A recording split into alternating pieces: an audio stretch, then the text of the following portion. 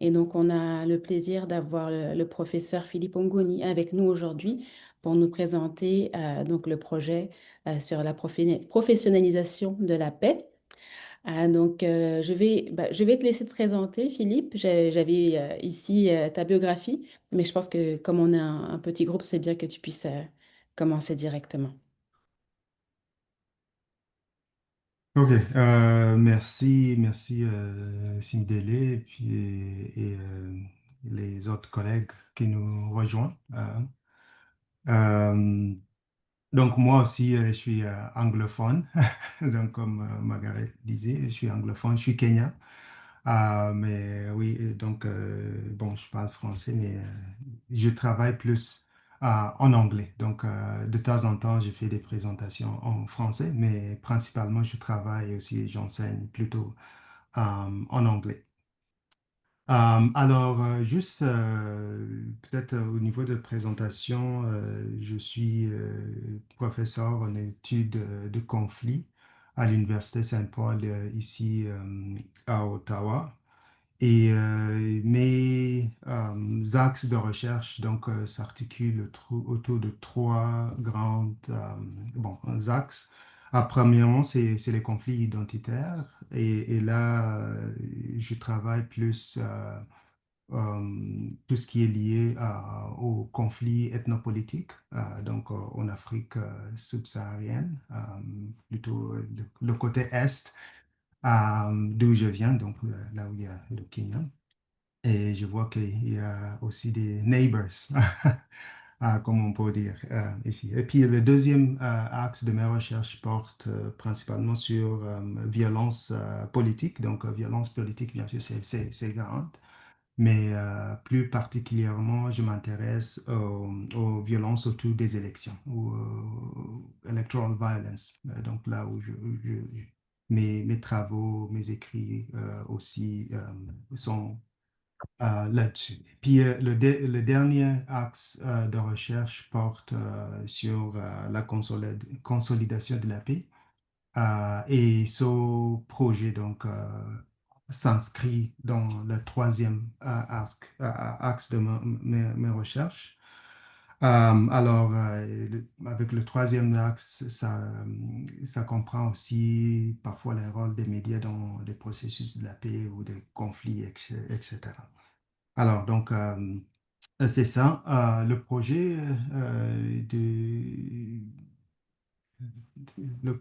sur lequel je vais discuter avec vous. Donc, c'est un projet qu'on avait développé en 2023 avec plusieurs personnes, plusieurs équipes, bien sûr. Et ça,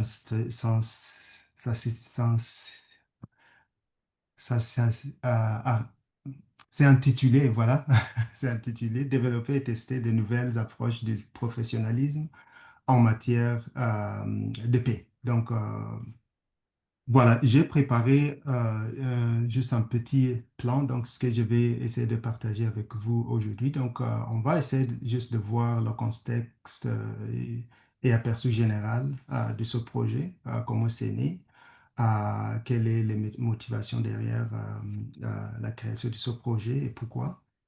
Et les arguments dominants sur le projet, parce que c'est un sujet qui tient à corps beaucoup de personnes. Il y a beaucoup des, euh, des chercheurs aussi qui travaillent sur ça. Donc, c'est pas quelque chose de neuf, mais voilà, donc je vais essayer de parcourir un peu quelques arguments dominants qui fait en sorte que ce genre de sujets devient de plus en plus, euh, euh, c'est-à-dire comme discuté. Et puis, je vais aussi voir le poids d'entrée de notre projet et justification, donc comment on a battu ce projet et voilà. Et aussi les buts et justifications du projet, fondements théoriques, qu'est-ce qui comment on se situe par rapport aux autres études, et évolution et avancement du projet, observation préliminaire et puis remarque de conclusion. Alors, juste pour dire que ce projet est un projet en cours, on est dans la deuxième phase, on vient juste de terminer la collecte de données, donc peut-être il y aura pas beaucoup de tout ce qui est concret, peut-être c'est ça ce qu'on cherchait, mais peut-être dans quelques mois, on aura des résultats, on aurait peut-être analysé aussi des résultats, et puis peut-être je pourrais faire une autre présentation qui vont mettre accent justement sur ce qu'on aurait trouvé avec ce projet.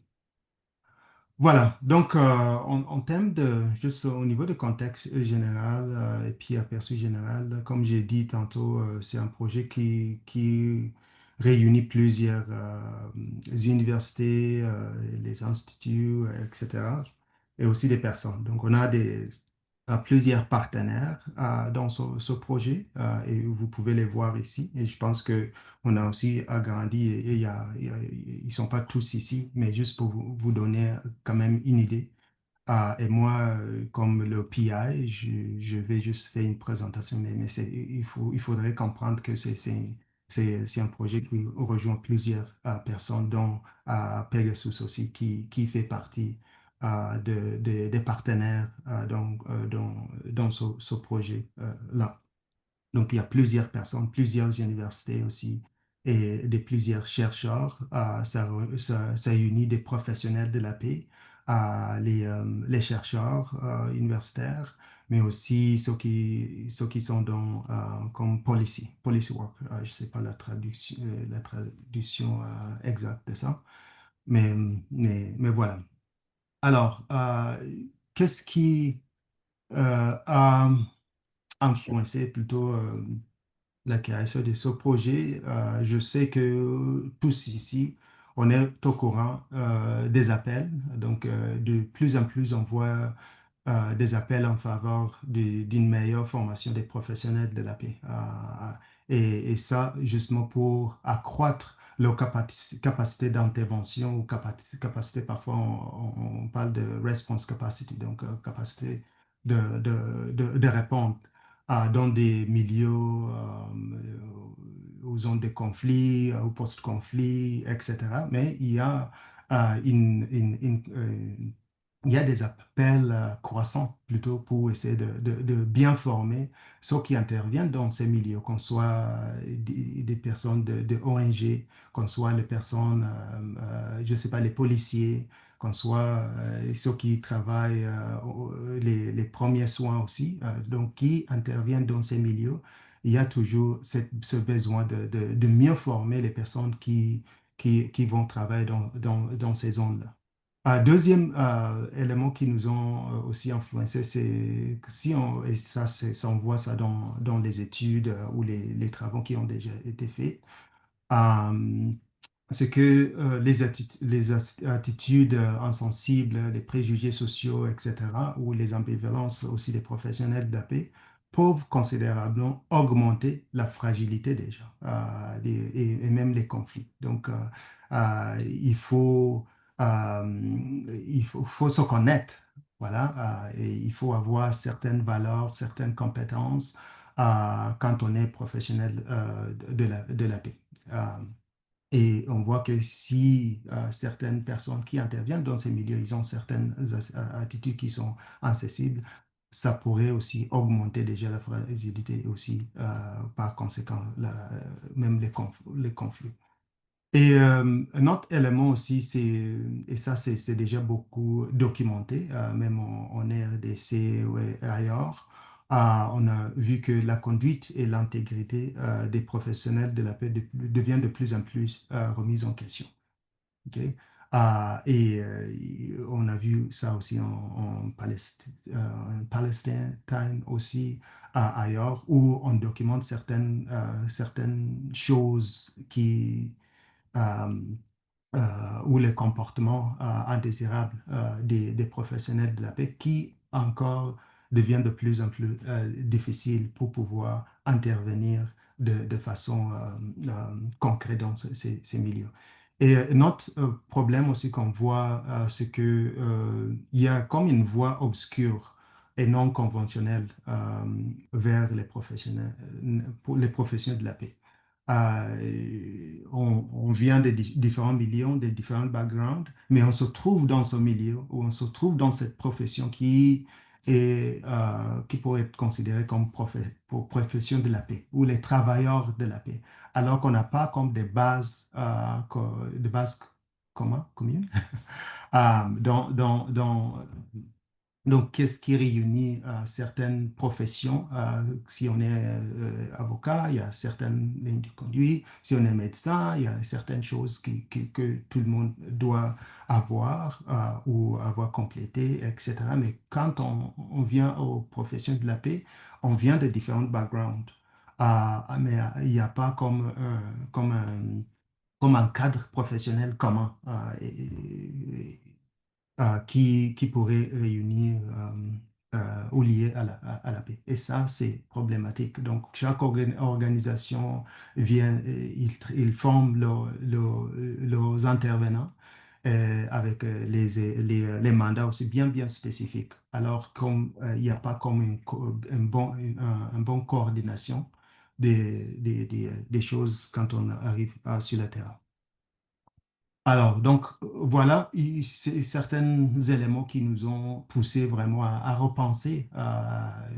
Et s'il y avait comme une base commun, s'il y avait un cadre professionnel qui est partagé, etc., ça serait, ou ça donnerait quoi? Euh, et voilà, donc, et bien sûr, comme je dis avant, il y a plusieurs études, plusieurs approches qui ont été déjà lancées pour essayer justement de trouver ce base commun ou avec ça. Le premier qui est toujours cité, c'est les travaux de Séverine Autesserre, donc en lien avec Congo, etc., qui montre justement il manque une attention accordée aux expériences quotidiennes dans ces milieux-là. Ok, donc les professionnels de la paix ils viennent, mais ils font pas attention à tout ce qui est les expériences quotidiennes parce qu'il y a des mandats qu'ils doivent compléter, et puis d'une façon de voir aussi bien spécifique. Et selon ces études, ça montre qu'on passe c'est-à-dire, we overlook, j'oublie comment ça se dit, mais voilà, ces expériences quotidiennes de ces personnes locales donc, qui pourraient aussi nous aider dans les interventions. Euh, donc, qui pousse aussi à trouver justement ce cadre commun. Et d'autres études, surtout en gestion puis diplomatie aussi, montrent qu'il y a des approches de gestion axées sur les résultats. Aussi, faut en sorte qu'il y ait comme des hypothèses causales très linéaires avec les résultats parce qu'on met accent beaucoup sur les résultats et pas sur, par exemple, les processus, les valeurs, etc., ce genre de choses, et qui fait que les personnes qui interviennent dans ces milieux ont aussi un cadre bien spécifique parce que il met accent justement sur les résultats qu'ils doivent avoir et pas forcément regarder ou aussi apprendre. Parce que intervention dans des milieux de l'EP, ça s'apprend, ça prend un apprentissage aussi qui est long. Et aussi, il y a absence de consensus, bien sûr, sur ce qui constitue la paix, c'est-à-dire la façon dont on définit la paix, ça varie en contexte, des milieux, etc. Et parfois, on a toujours tendance à considérer la paix comme quelque chose qui est standard ou qu'on peut interpréter de la même façon. Alors, donc, on va voir tantôt, nous, donc, l'approche qu'on prend, c'est une approche aussi qui va considérer les autres interprétations possibles de ça. Et aussi les appels de temps en temps pour décoloniser ou indigéniser aussi des modèles, des pratiques, etc. Donc, Et on dit que si les interventions qu'on fait en matière de la paix ne donnent pas les résultats requis, c'est parce qu'on a toujours tendance à importer des modèles et pas forcément voir la façon dont ils fonctionnent sur les terrains. Voilà, donc quel est notre point d'entrée avec ce contexte et puis cette présentation que je viens juste de vous donner des, euh, de ce qui est en train d'être fait. Donc, notre point d'entrée, c'est que le professionnalisme en matière de paix peut servir comme un cadre potentiel pour établir cette base de référence. Et je souligne l'idée de la base de référence ou une norme. Mais c'est pas, j'entends pas base de référence comme quoi quelque chose qui va être standard partout, qui est comme mis sur pied de la même façon. Donc, c'est pas ça ce que j'entends ici. Mais au moins une base de référence pour n'importe quelle personne qui entre en matière de la paix, au moins qui ait certaine compréhension des valeurs et surtout des compétences qu'il faut comme avoir dans son métier. Donc, c'est ça ce que je comprends par établir une base de référence. Comme à baseline en anglais. Donc, c'est plus euh, ça ce que j'entends. Alors, donc, il y a d'autres questions très, très générales qu'on avait utilisées pour collecter les données. Donc, comment les professionnels de la paix savent-ils qu'ils possèdent les compétences, les aptitudes et les valeurs nécessaires pour être efficaces dans leur travail? Donc, ouais, c'est une question très, très euh, euh, grand. Broad, ok? C'est large comme question. Et qu'est-ce qui fait qu'un travailleur humanitaire ou travail de la paix est efficace et performant? Donc, voilà. Euh, oups. Donc, l'objectif général de ce projet était alors de mener une recherche pratique, donc recherche pratique et évaluative, afin de repenser les approches contemporaines du travail de la paix en tant qu'un domaine pratique, mais aussi de recherche. Donc, recherche pratique dans le sens où on ne cherchait pas plutôt comme établir des théories de consolidation de la paix, mais au moins produire quelque chose pratique qui pourrait être utilisé pour faire comme évaluation, par exemple, des professionnels de la paix, mais aussi voilà, évaluative dans le sens où après avoir fini ce projet, on va comme évaluer euh, comment on dit ça, des outputs de ce projet. Donc, on va aussi évaluer les outputs de ce projet pour pouvoir voir comment, si on pourrait comme être adapté à différents niveaux, soit local, national, international, etc. Donc, les objectifs spécifiques, premièrement, vu le contexte que je vous ai présenté, premièrement, c'était de bâtir comme un réseau. Donc, on voulait comme bâtir un réseau autour de professionnalisme de la paix, donc créer comme communauté de pratique autour de ça, donc des différents professionnels qui travaillent dans ce domaine, les chercheurs universitaires aussi qui travaillent dans ce domaine, euh, policy makers aussi qui travaillent dans ce domaine. Donc, ce projet réunit parce qu'on a des différents cas, on a des différentes façons de penser en matière de la paix. Simedeli, vous me disiez juste au niveau de temps, parce que j'ai toujours tendance à parler, puis j'oublie qu'il faut arrêter à un moment donné. Parfait. Voilà, c'est bon? OK. Et donc, ça, c'était le premier comme objectif spécifique. Comment, si on pourrait comme avoir des différentes personnes issues des différentes cultures, des différents contextes, qui essayent justement de discuter ensemble pour pouvoir établir ce système d'évaluation des professionnels de la paix. Donc, c'était ça l'objectif. Donc, avoir des différentes perspectives issus des différents milieux. Et le deuxième objectif, après avoir bâti ce réseau ou avoir cette communauté pratique, essayer de développer et tester son système d'évaluation des professionnels de la paix issu des recherches qu'on avait fait.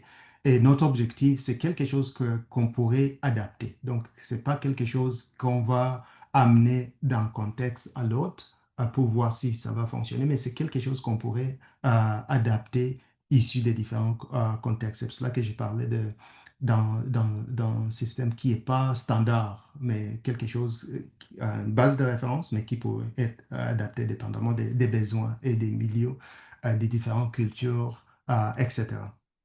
Alors, donc, ça, c'était deuxième. Et puis, troisième objectif avec ce projet, c'est de créer un forum pour la mobilisation des connaissances autour du professionnalisme de la paix. Vu que les différentes choses que j'ai partagées manquent d'un consensus sur ça. Donc, il y a beaucoup même donc, si on cherche même sur Google Peace Professionalism, on ne trouve pas beaucoup de choses. Et donc là, on s'est dit, alors peut-être ça serait utile d'avoir un forum, et c'est pour cela qu'on a créé aussi un site Internet où on va aussi partager certaines choses, même des résultats et aussi des modèles ou des choses qu'on aurait développées. On va les mettre pour que ça soit accessible au monde. Comme ça crée comme un espace pour, de dialogue avec des différents outils. Alors, au niveau de, peut-être, je vais passer au travers de ça rapidement, juste au niveau des approches théoriques. Donc, on s'est basé sur la sociologie des professions, juste essayer déterminer qu'est-ce qu'est une profession, quels sont les paramètres autour des professions, qu'est-ce qui distingue, comment distinguer les différentes professions, etc. Et puis, la théorie de pratique, surtout les travaux de Bourdieu et Giddens, plus particulièrement sur ces questions de la pratique. Qu'est-ce qu'une pratique? Comment la pratique peut être concrétisée ou des choses comme ça. Mais bon, donc on peut en parler s'il y a besoin. Mais au niveau méthodologie aussi, vu les différentes approches, vu les différentes contextes auxquels on travaille, donc on s'est basé sur comme méthode mixte, surtout les entretiens, groupes de discussion et sondages.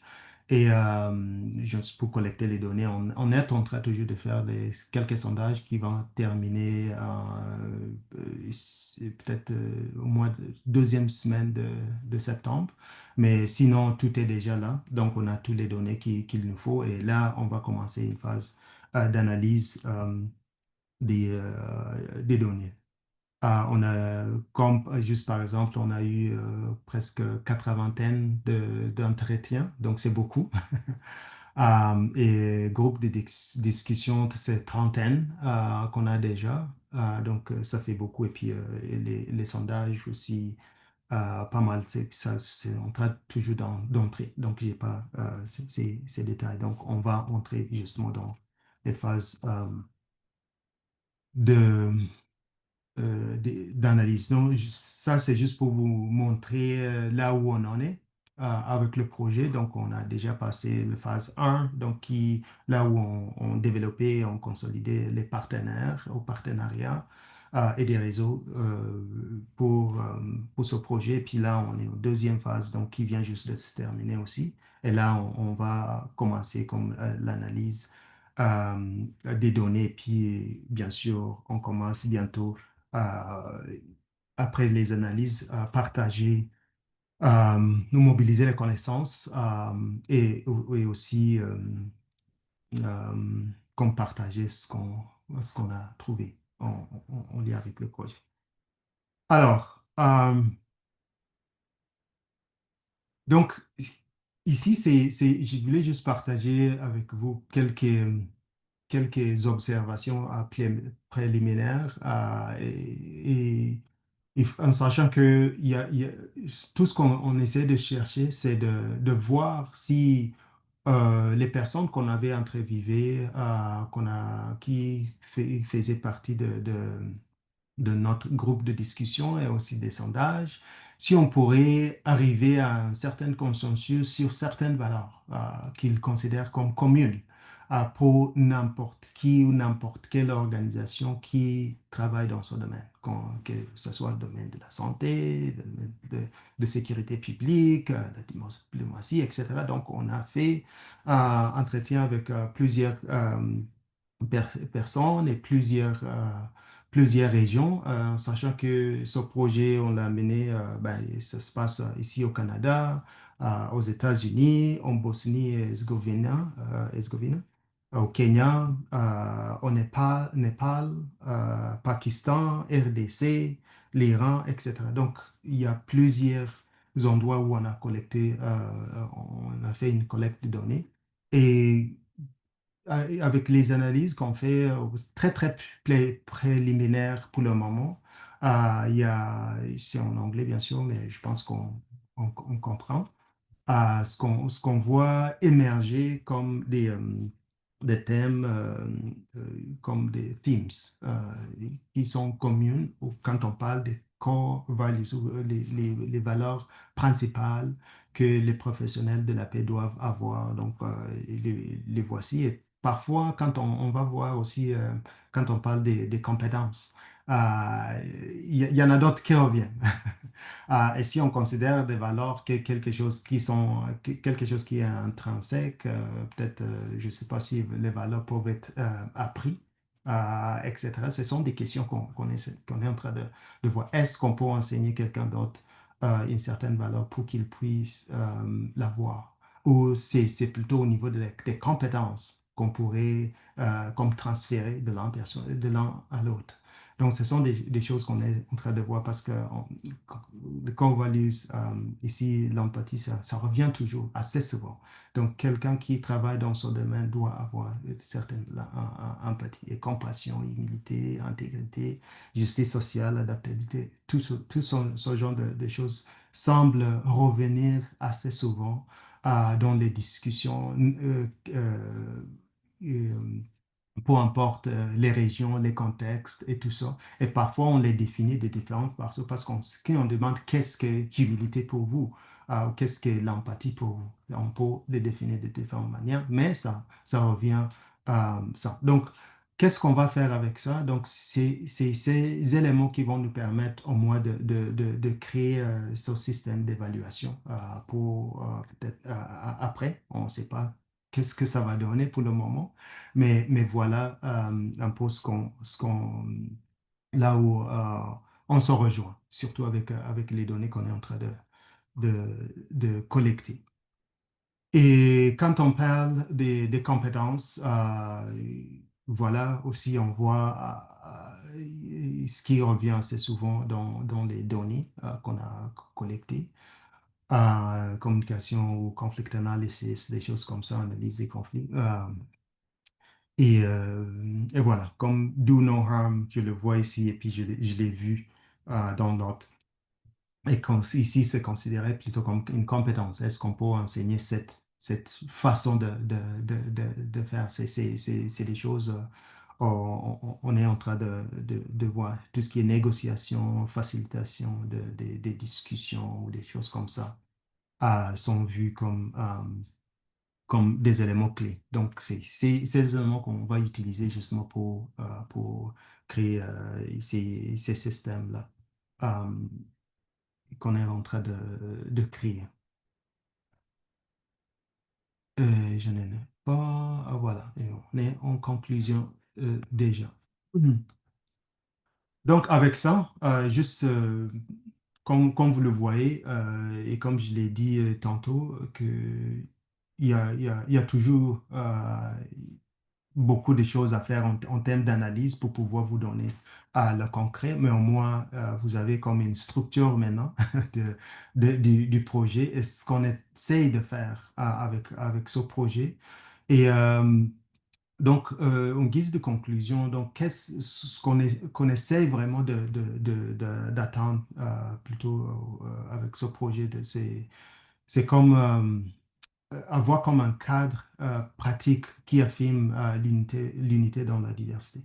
Parce qu'il y a vraiment une diversité de faire des choses, surtout quand on parle des choses aussi sensibles et parfois difficiles et complexes comme la paix, qu'on l'interprète de différentes manières, mais aussi comme clarifier les normes qui peuvent plutôt identifier et traiter les cas de mauvaises pratiques dans le domaine de la paix, donc comme self-reflectiveness, donc qui est quelque chose qui est très important, mais comment se rassurer que quelqu'un peut avoir ce genre de, d'une réflexion comme critique, mais aussi améliorer l'éducation et la formation pour le travail de la paix. Donc, ce qu'on est en train de faire aussi avec ce projet, c'est de complémenter les curriculums. Ouais. Donc la formation, comme moi je suis en études du conflit, à Waterloo, il y a Peace and Conflict Studies, dans les autres universités, c'est pour cela qu'on fait des partenariats avec des universités aussi qui offrent ce genre de programme. Donc le Peace Professionalism, comme cas d'approche aussi, on essaie de voir si ça pourrait être intégré dans ces curriculums pour justement complémenter la formation des étudiants qui ont ce genre de diplôme. Parce que, par exemple, nos gradués, parfois, ils se demandent, mais qu'est-ce que vraiment j'ai appris? Qu'est-ce que j'ai eu comme... est-ce que je peux être intervenant de la paix une fois que je sors de l'université? Donc, c'est quelque chose, et parfois, on voit qu'ils vont chercher des certificats comme en, en, en- euh, euh, des formations comme très spécifiques parfois, au humanitarianism ou des choses comme ça, justement pour compléter. Mais avec peace professionalism comme aussi comme un cadre, donc on essaie de voir si les systèmes d'évaluation qu'on va créer, ça pourrait faire partie de ça aussi. Donc améliorer ça. Et puis, donc, c'est juste tirer parti de la sagesse de nombreuses cultures. Comme j'ai dit, décoloniser des modèles et des approches aussi, c'est quelque chose qui nous tient vraiment à cœur. C'est pour cela qu'on a essayé de faire en sorte que le projet se passe dans différents milieux culturels et contextes très différents, justement pour pouvoir euh, euh, tirer parti justement de cette sagesse de nombreuses cultures. Et puis soutenir l'approbation locale et renforcer les partenariats. On a travaillé avec beaucoup de partenaires aussi locaux, les autres qui se voient comme traditional, même si parfois euh, euh, ce sont des mots on évite. Mais voilà, et puis promouvoir les pratiques de paix réfléchies et responsables. Donc, c'est une des objectifs justement de ce projet. Donc voilà, c'est tout ce que je voulais partager avec vous euh, et en sachant que bien sûr, il y a beaucoup toujours de travail à faire au niveau des analyses des résultats et peut-être j'aurai des choses plus intéressantes avec peut-être la deuxième présentation. Mais au moins, ça vous donne un aperçu sur le projet. Tout à Voilà, fait. merci. Tout à fait. Merci beaucoup, Philippe. C'était vraiment très intéressant. Mhm. Je pense que c'est important d'avoir cette mise en contexte, d'aller au-delà de ce qu'on peut voir dans la description qui existe sur le site internet que j'ai partagé dans le chat. Alors, je vais d'abord laisser la parole aux participants, voir s'il y a des questions par rapport à ce qui a été présenté ou des commentaires. Oui, Margaret? Laisse-moi vous dire des choses.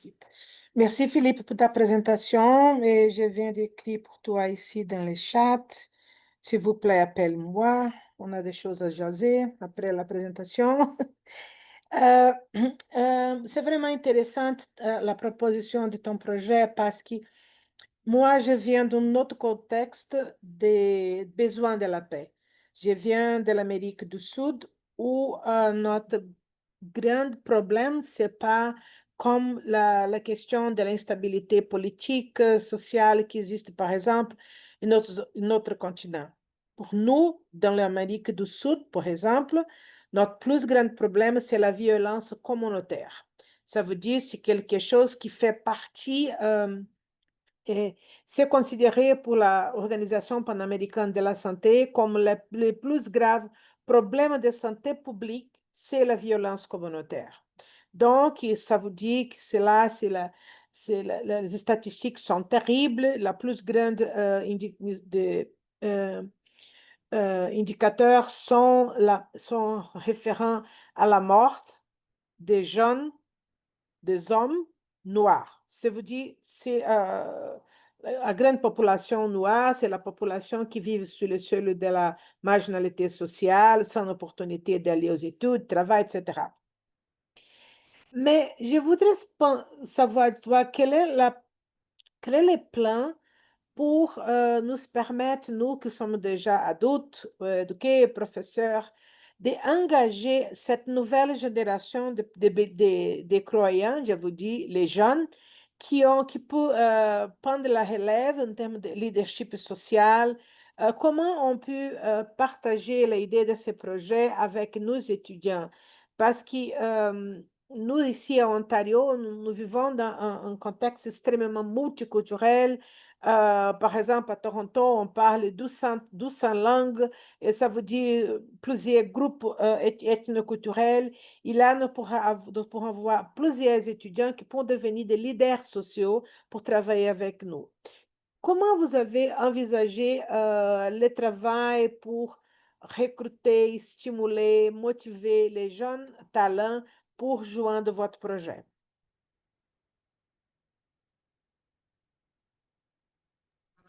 Merci, Margaret. Merci. Je peux répondre de suite, si me dit? OK. Oui, vas-y. Oui, merci pour cette question. En fait, ça faisait partie même quand on était en train de bâtir ou même réfléchir sur ce projet. C'était une des préoccupations.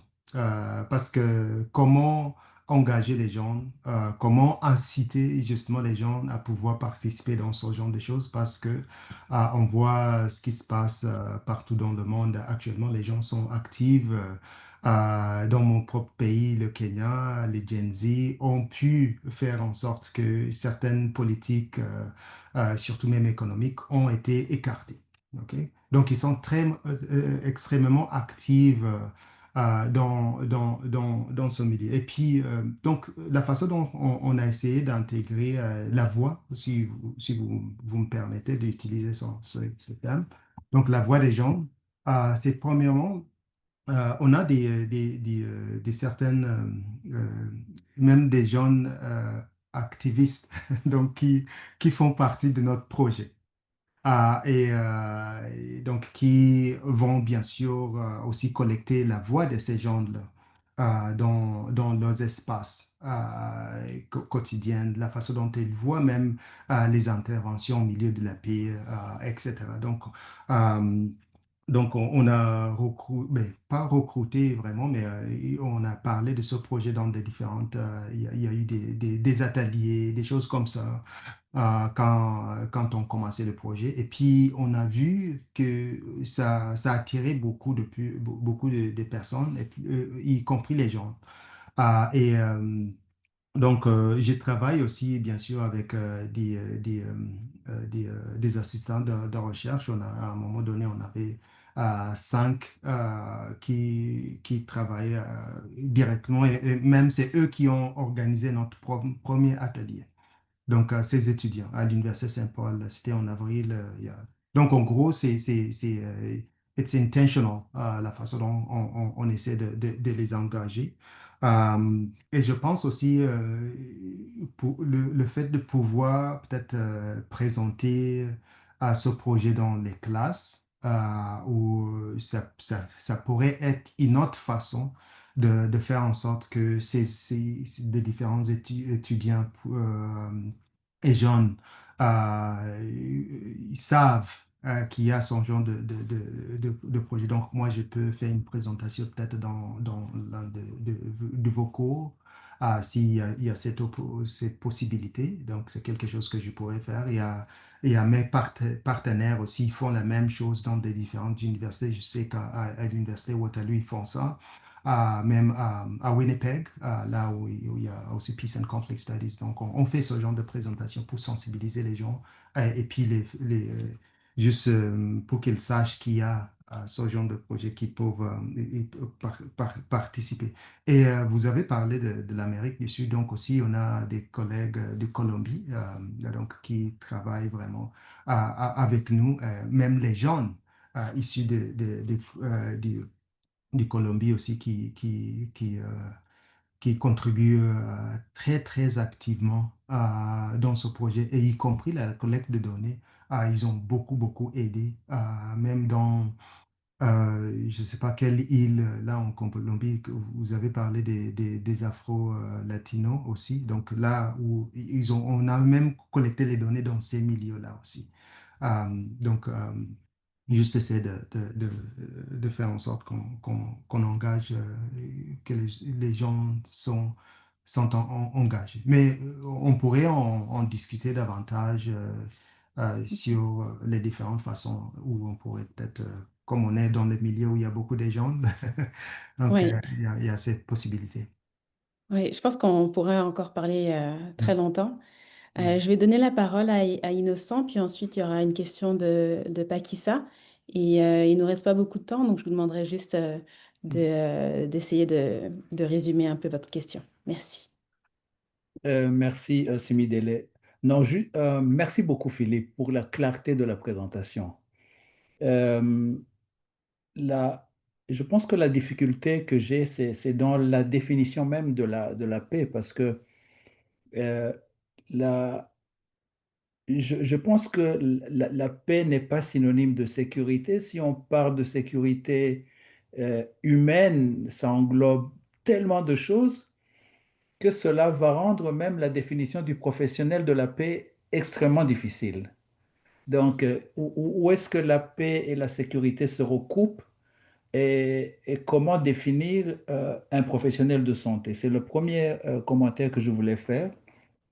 L'autre commentaire que je voulais faire, c'est que il y a tellement de facteurs complexes qui entrent en ligne de compte que, quelle approche faut-il avoir pour contribuer significativement à cette problématique-là? Moi, dans ma petite expérience et en réfléchissant à reculons, je pense qu'il y a un certain nombre de piliers importants, en tout cas que je vois, euh, qui, qui, qui peuvent être vraiment renforcés pour renforcer de plus en plus cette dynamique de paix, particulièrement en Afrique. Le premier, c'est le développement. Non, je vais commencer par le leadership.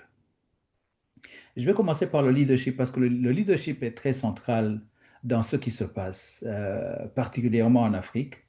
Euh, un leadership qui met en avant le développement des communautés.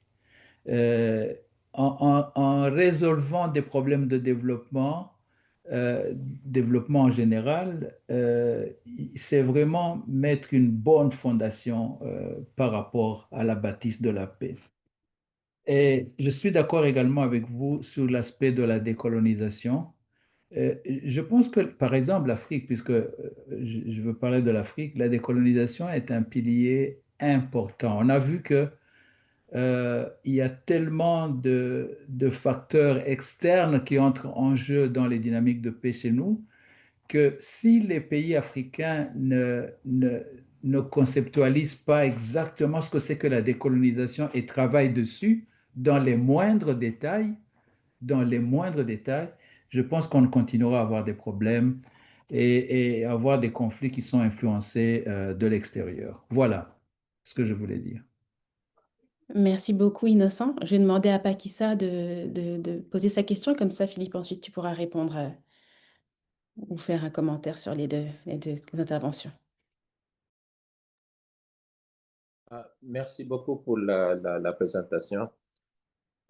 Je pense que prochainement, disons, avec les prochaines présentations, nous qui sommes des réseaux francophones, Innocent et moi, et les autres, nous devons faire un effort, un grand effort pour augmenter la participation quand vous allez présenter les résultats de, de, de, de votre travail. Je pense que ça vaut la peine. La question que j'avais, bon, il y a plusieurs aspects qui nous a déjà couvert, je ne vais pas rentrer là-dessus. Mais la question, c'est quand vous avez travaillé sur les objectifs, je vois les aspects du côté local, national et international. Et je me demande, est-ce que c'était intentionnellement que vous avez omis les aspects régionaux? Parce qu'il y a, par exemple, si je prends nous de l'Afrique centrale, il y a certains aspects qui sont différents des autres régions. Donc, ma question seulement était autour de quoi de c'était une omission ou bien vous pensiez que ça serait déjà inclus dans un autre contexte.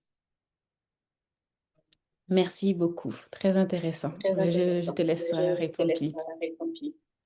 Ok, oui, je vais peut-être juste, merci pour ces deux observations, merci beaucoup. Peut-être je vais commencer juste par la question de Pakistan. Donc, peut-être c'était juste une façon de parler, mais dans le projet, on a inclus les aspects régionaux. Donc, peut-être dans la présentation, c'était comme une petite omission, mais voilà, on parle aussi des aspects régionaux parce que c'est quand même parfois différent. Euh, donc, pour les observations d'Innocent, merci. En fait, même quand on parle de professionnalisme de la paix, on se demande toujours qu'est-ce qu'une profession? Parce que il y a beaucoup de questionnements là-dessus. C'est pour cela qu'on essaie d'utiliser la sociologie juste de profession pour nous permettre à distinguer ou à identifier les paramètres. Donc, qu'est-ce qui ont dans tout ce qu'on appelle comme, euh, comme profession et aussi coller à la question de la paix. Voilà, la paix qui est un thème qui n'est pas forcément partagé. Un des exemples là de mes autres recherches avant, où la paix, ça pourrait juste être comme aller chercher de l'eau de la rivière sans être, je sais pas. Ça, c'est la paix pour quelqu'un d'autre. Mais la paix, quand on parle des thèmes complexes comme aussi avec au niveau de sécurité internationale et tout ça, c'est une autre forme de paix aussi dont on pourrait voir. Donc, nous, ce qu'on est allé chercher avec ce projet, c'est d'avoir ces subtilités quand on définit la paix. Qu'est-ce qu'est la paix pour les gens, dépendamment de milieu de travail, dépendamment de contexte, dépendamment de culture, dépendamment et c'est pour ça qu'on voulait avoir ces différences pour pouvoir par après peut-être proposer une définition de la paix selon le projet. Mais c'est sûr que avoir une définition de la paix qui est partagée, ça revient toujours quelque chose qui est difficile. C'est comme le terrorisme aussi. Une définition qui est très, très différente et parfois difficile à capter. Est-ce que, donc, paix, sécurité, je partage avec vous que il faut toujours les séparer parce que ils sont pas dans le même domaine, mais on a toujours tendance à les considérer comme si ils sont dans le même, ils ont comme d'interprétation. Donc là, je sais que je ne vous donne pas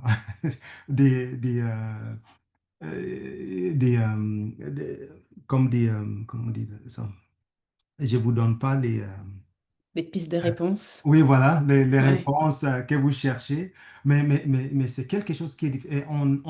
On a passé beaucoup de temps vraiment dans la première année à essayer de discuter cette question. Qu'est-ce que la paix et comment est-ce qu'on va, quelle définition on va adopter dans le cadre de ce projet pour pouvoir parler concrètement de la professionnalisme de la paix.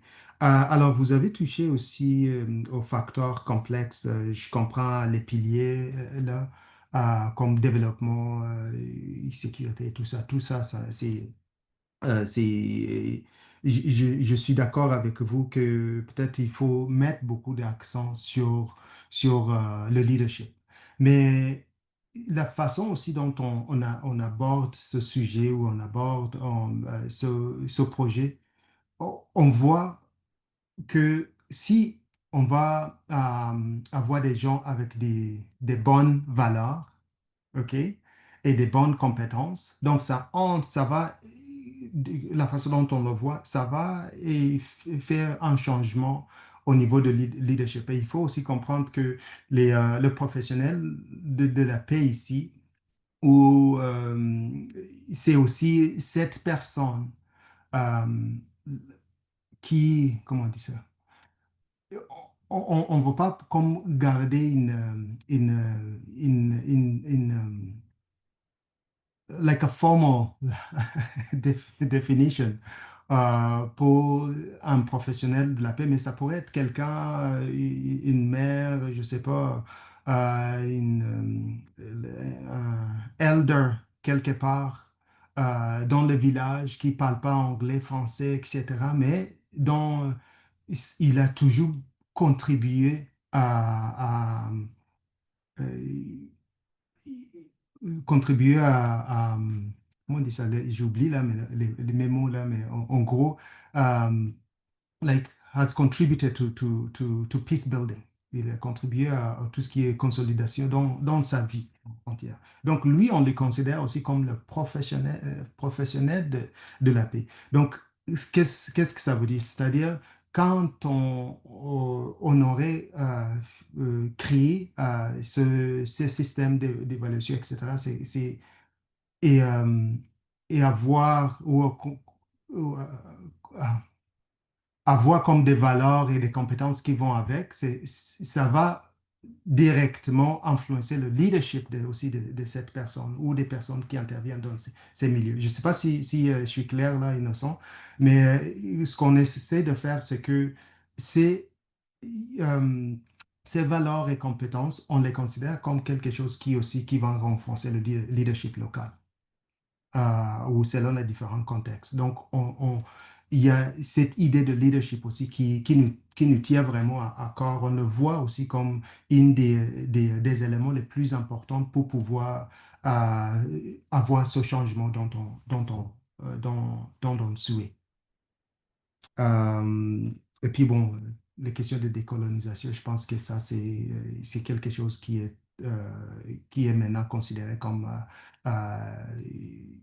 utile et important pour pouvoir avoir des changements vraiment concrets et ne pas juste répéter les mêmes choses qui n'ont pas eu des résultats positifs jusqu'à là, surtout dans les milieux comme Afrique. Voilà.